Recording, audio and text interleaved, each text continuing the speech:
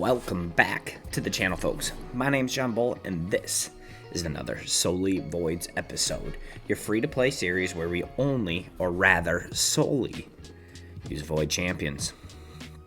Okay, the Minotaur grind never ends, folks. It just never ends. But we've gotten a lot of important champions, for the most part, max masteried. For example, we went in and we got Yuzan to the point here where he was good enough to clear the faction crypt. So that means Skinwalkers, done. Drowned Bloat Wraith. We do need a little bit more to get this to 350 to get the 6-star blessing. But I might just wait until he is actually 6-star. Baradol. We started his kind of towards the end of everybody else's wrapping up. Seducers maxed up. He's ready to go. And then Daywalker. We do need one more. But we're going to talk a lot about Daywalker today. But here is the masteries that we have for him. He could use one more, but I don't particularly see any one more of these being any meaningful masteries. Okay. So that's a lot on top of some of the ones that I was doing. I basically had done Minotaur for like 2 weeks straight. Mostly faction war champions. So just real quick, since that's our main goal right now, is Minotaur. You can see we cleared Skinwalker. We made a little bit of progress in Undead Horde. We cleared Orc 63. And so it's just 1, 2, 3, 4 crypts. Same crypts that we've been doing. Bit of a champion issue in Demon Spawn. Bit of a champion issue in Shadowkin. So what I'm going to do is I am going to talk about some of the crypts in the episode. I think I'm going to have 2 this weekend. I'm going to have one today and one tomorrow. And Faction Wars is not about today's. But I like to give you a little bit of update on where we're at. Today's is all about our boy, Daywalker.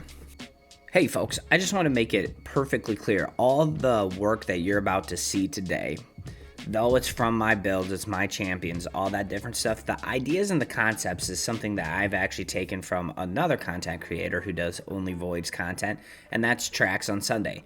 So check his videos out. The dude is a master class of building and optimizing unique champions. So this is not my original conception, but I'm just taking some things that I learned from him and put them into practice. And you know what, folks? That's how you play the game. So I've kind of hinted at, hey, we're trying to push to get him to be able to solo Sand Devil. And I've gotten him to a particular level that I feel content with, that where he is at. So we're just going to try to improve his gear level a little bit if possible. And then from that point on, we're going to see what a run looks like. And it's thrilling. Okay, so I don't want to spend too much time glyphing right now. And the reason is we are right on the verge of getting to this right here, which is get 10 max substat upgrades for rank 5 or higher glyphs. And so I'm definitely going to want to hammer that out. We just have to get 15,000 points in events, and we're just like slowly picking away at that. Again, a lot of these I know I'm going to get hard stuck eventually, so I'm just kind of taking my time at it. Marius, we're a little bit more active in what we're doing because I think it's more attainable. So, I mean, we're just farming this up daily. Today, we will get the Void Keep for this, and so in that situation, I'll definitely be using gems to get that, but normally I just do my 6 keys. So what is so special about Daywalker? Daywalker is going to be our man here. Really revolving around this passive is that he revives with 30% HP and attacks all enemies after being killed, and this hit can't be critical. His other 2 honestly are nothing to ride home about. They're honestly not that important. It's really just all about this. If we can get him to go fast enough and heal enough, he is going to be able to just continuously take hits from the Sand Devil and solo it. He's particularly slow, 91 base speed, so we've really had to add a whole bunch of stats where we're capable of.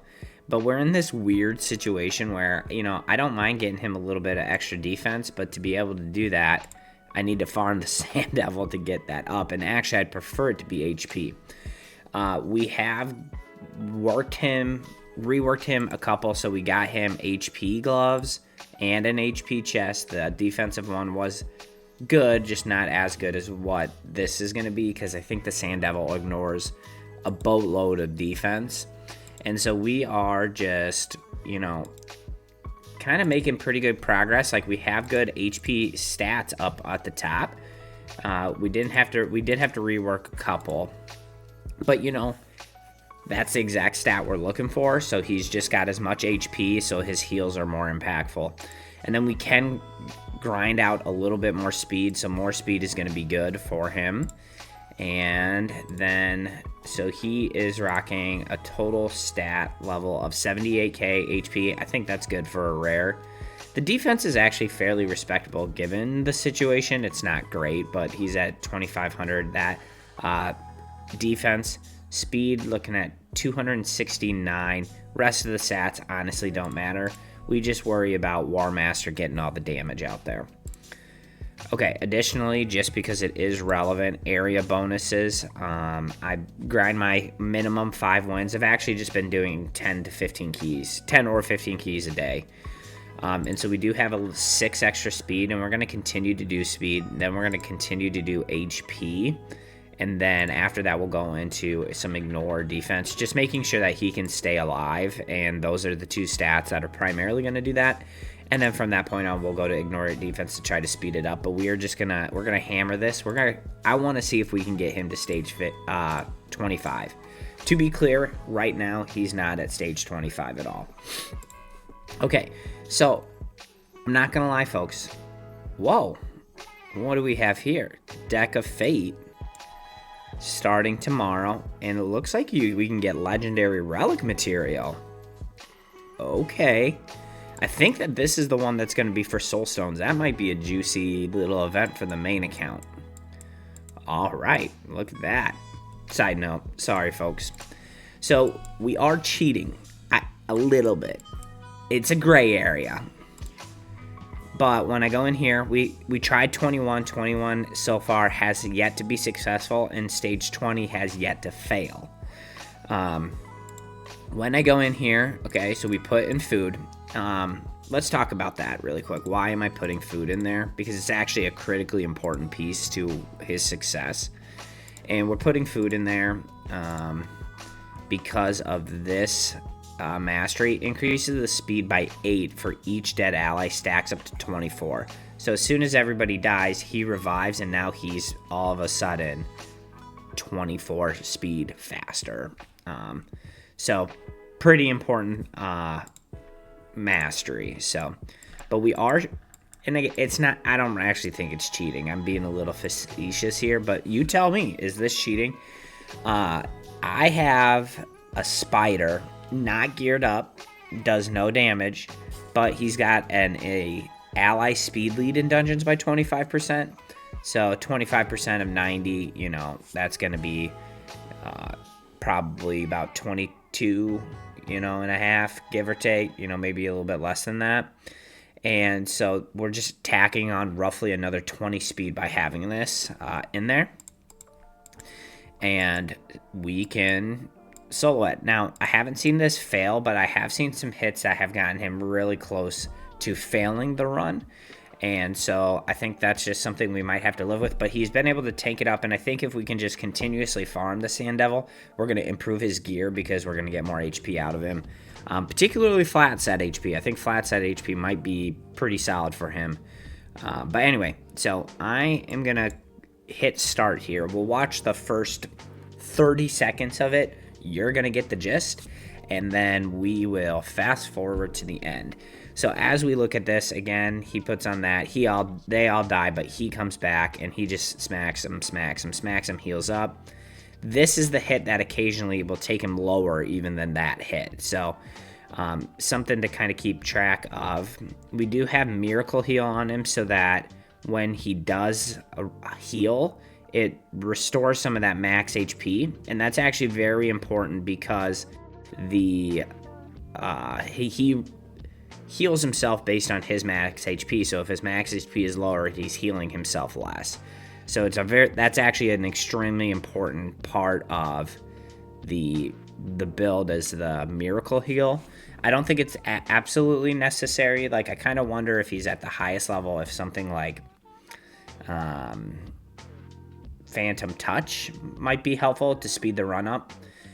Because as you can see, we're a minute in and we're like less than 10% done. Takes a long time. They're like over 10-minute runs, but this isn't something that I'm going to sit here and watch farm. It's something that I'm going to plug and play overnight and just let it go. I guess one concern I have is if I put multi-battles, if it will pull Spider out and put in another piece of food. That would concern me, but otherwise, I am just going to let this run to the end. Okay, so we're nearing the end. So unless something real bad happens real fast, it's done. Yeah, so that is huge because previously we were unable to farm and get this material. And now that we're able to, we're not only going to be able to generate a medium amount of food while we're doing it, but we're also going to get one of the most valuable resources in the game, and that is the Sand Devil's oils. And we do want to push it to stage 25, and we're going to work towards that. But that gear requirement is going to be very intense, and it's probably going to require the, not masteries, but the Town Hall, Guild Hall. I'm having a week. Area bonuses. It's likely going to require our area bonuses to be maxed in those 3 areas, probably even defense at that point also. And yeah, so that's just kind of a longer term goal, but right now we're content with just doing 20 and getting a small amount of those larger oils, because we also want to be able to farm the dust. The dust is also super critical. But on the bright side, though, the dust, we do get a fair amount of that from Live Arena daily chests, for those who don't know that. So we are slowly but surely, we're generating a little bit of each, because actually I had the boots that I had originally put on Daywalker had like flat HP, and I re-rolled it 1 time, I believe, maybe 2 times, I can't remember, 1, and it went into speed. And so that's going to be super huge. So we have areas of improvement. We're going to try to get a lot bigger glyphs on here once we get to those missions, once we get some more farming of the Sand Devil into the going after. We'll probably farm on an event. Then we can start maxing these out and get a lot more HP out of him, make it more consistent, and maybe try to move up a stage here or there. But yeah, that's going to be it. Pretty cool build. Again, shout out to Trax on Sundays for like coming up with this concept, and we're putting it to use. Otherwise, that is the whole video, folks. Tell me down below if, especially if you're solely voids, but if you're not, tell me how you beat the Sand Devil, because honestly, folks, I've had a lot of struggles with it. I really tried some Sky Touch Shaman strategies, a whole bunch of different approaches, and none that really worked. So this is the one that we found that is working, and so this is the one that we're going to move forward with, okay? Otherwise, don't forget to like and subscribe on your way out, and I will see you on the other side.